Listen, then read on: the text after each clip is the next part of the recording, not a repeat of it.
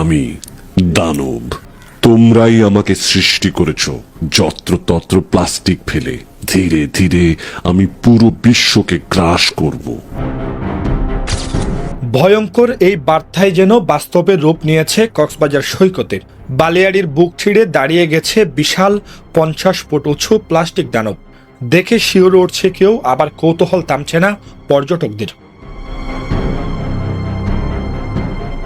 এই দানবটি রক্তমাংসের নয়, তবে সমুদ্র থেকে সংগ্রহ করা প্লাস্টিক বর্জ্যই এর মূল উপাদান।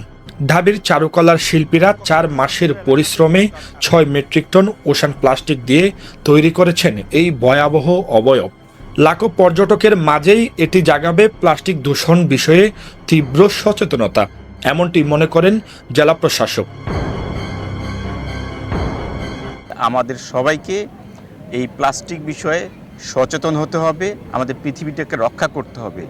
আমি পর্যটকবৃন্দ যারা এখানে কক্সবাজার সমুদ্র সৈকতে নৈসর্গিক সৌন্দর্য উপভোগ করার জন্য প্রতি বছর পর্যটক আসে, ওনাদেরকেও বিশেষভাবে অনুরোধ করব যে ওনারা সমুদ্র সৈকতে যে প্লাস্টিক কোনোভাবেই যেন না ফেলে।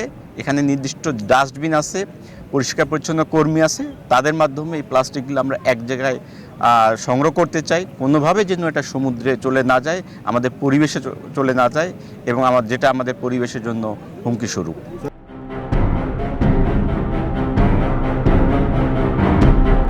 প্লাস্টিক সংগ্রহের 4 মাসে কক্সবাজার, ইনানী ও টেকনাফ সৈকত থেকে উঠেছে প্রায় 80 মেট্রিক টন বর্জ্য। তারই একটি অংশ রূপ নিয়েছে এই দানবে, এমনটাই জানিয়েছেন বিদ্যানন্দ ফাউন্ডেশনের স্বেচ্ছাসেবকরা। ফাউন্ডেশনটির গভর্নিং বডির সদস্য জানান, বজ্র সম্পদে পরিণত হতে পারে।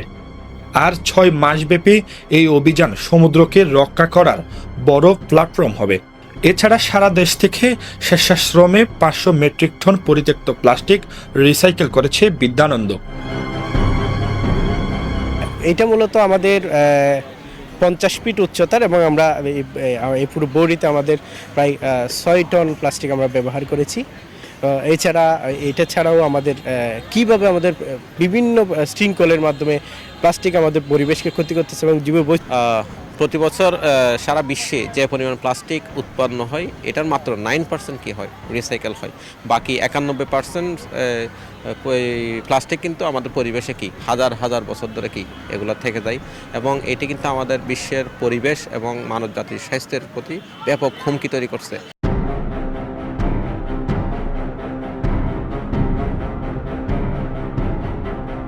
এই দানব শুধুই ভাস্কর্য নয়, সমুদ্রের আর্তনাদ, সচেতনতার ডাক। প্লাস্টিক দূষণ রোধে এখনই এগিয়ে আসার সময় বলে মনে করছেন সংশ্লিষ্টরা। সাইদুর রহমান শিমুল, চিটাগং ট্রিবিউন।